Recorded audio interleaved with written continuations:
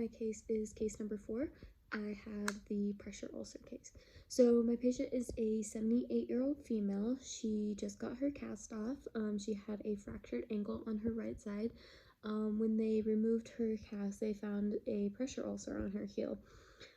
So this patient actually has a past medical history of a left stroke, so she has right side hemiparesis.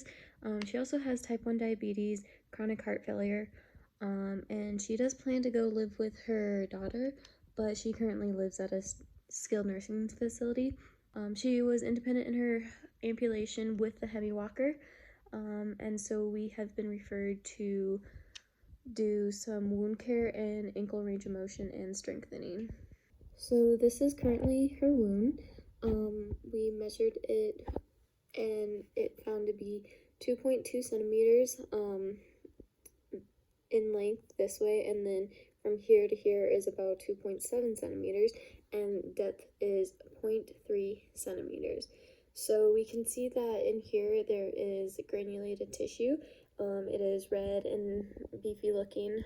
There possibly may have been some slough right in here, so we want to make sure that that stays healthy and doesn't get infected. We also noticed that there is this peri-wound area that seems to be quite dry, whereas the actual wound itself seems to be a little bit more moist and healthy. But as far as the peri-wound, there is some slight redness and dryness. So this wound itself is stage 3. It is a full thickness.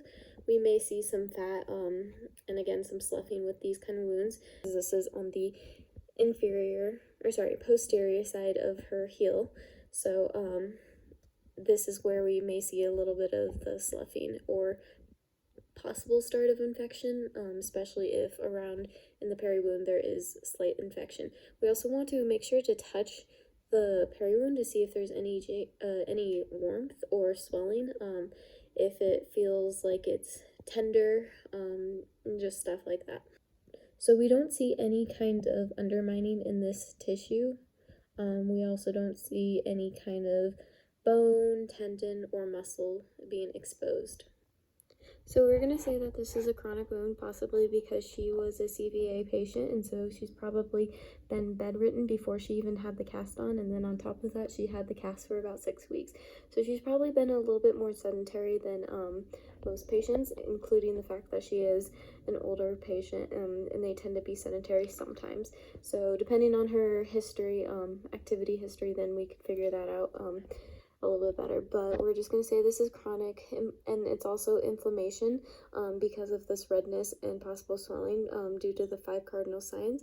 We don't know about pain because she could have loss of sensation, and we don't know necessarily about temperature. And so during the inflammation phase, we see a lot of migration of the key cells, such as platelets, PMN, macrophages, and mast cells. So these will kind of secrete enzymes and form platelets to help control with bleeding, as well as try to clean the wound and start repair.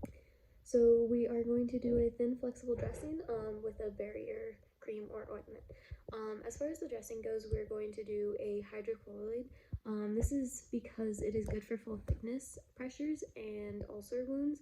It will be able to slowly absorb some of the fluid, like a minimum fluid that is coming out of the wound.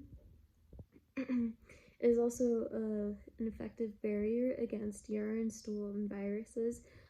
It is also waterproof, so that would be good, especially if it is on the heel and she may be going to the bathroom, or just depending on her situation, we just want to make sure that we keep that kind of stuff away from the wound to prevent infections.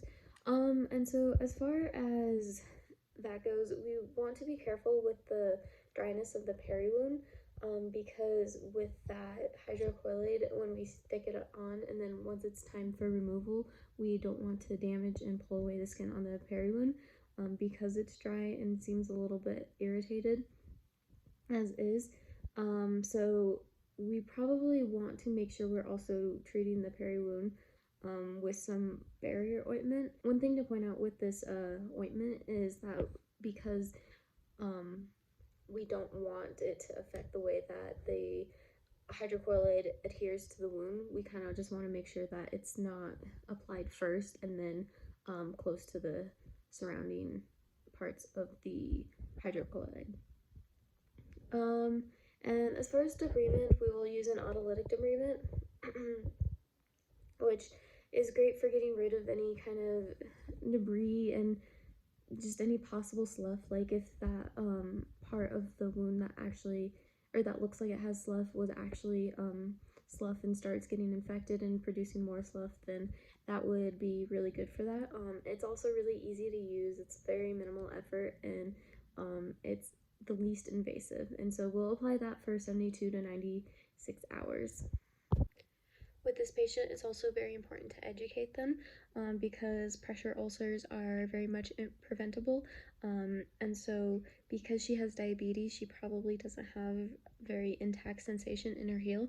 So it's very important to kind of teach her what parts of her body she should be doing skin checks on, and how often she should be doing them. And so 75% of patients will actually experience a reoccurrence in a pressure ulcer, so it's very important to take these preventative measures. We also want to make sure that she has proper nutrition because she's an elderly woman. She's 78 years old. We want to make sure that she's getting enough protein and that she knows that that actually has an important role in wound healing. And if she needs a referral to a nutritionist, then we can give her that. If she does have those loss of sensation in her feet due to diabetes or any other illnesses, then we want to make sure she's doing those daily skin checks and getting a mirror and just having the mirror at the bottom of her foot, or having someone do them for her if she's not capable of doing them herself, like her daughter or any caretaker. And so also it's very important for us to educate that movement in the lower extremities and the periphery is very important for wound healing to get that blood flow and also prevention of the ulcers. So we probably want to make sure that she keeps moving and also getting pressure off of those bony prominences. If we need to, we can also educate her on wearing cushions on her feet that prevent the bony prominence of her heel touching where she's resting it. So like putting pillows underneath her calves to let her heels kind of hang off and relieve that pressure, and inform her that it's important to make sure she does that for any area that may start to turn red or get kind of irritated from prolonged pressure. So I've decided to do a tug with my patient. I mainly chose this because I know that she's an elderly woman and she wants to return home, and prior to her fracture she was able to ambulate independently with her hemi walker, so I want to make sure that she's able to still do that, and also that she will have the ankle flexibility and be able to bear weight onto that foot without impairing that, or without damaging more of her skin integrity on that heel that's been affected. So for that goal, I said that the patient will be able to ambulate with assisted device with appropriate footwear without arrhythmia or changes in skin structures after doing a tug test in about 8 weeks. And then her second goal is that patient will be able to patient's wound will be completely closed with restorative skin barrier function in 8 weeks.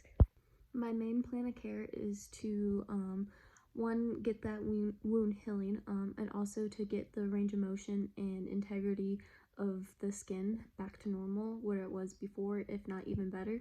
And we want to do that by kind of making sure that she is getting the blood flow.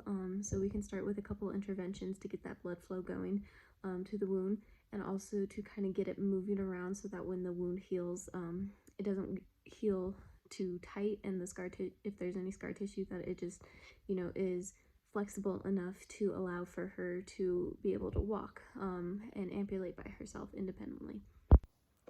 As one of the interventions I want to give her, I want her to be able to do some ankle pumps, making sure that her heel is not touching any surfaces, and just have her kind of pump her ankles to get some of the blood flowing so that we can make sure that that wound is healing. Also, I think this would be good to kind of get some active range of motion to kind of start getting a little bit of stretch in that wound as it heals, so it doesn't heal so tight.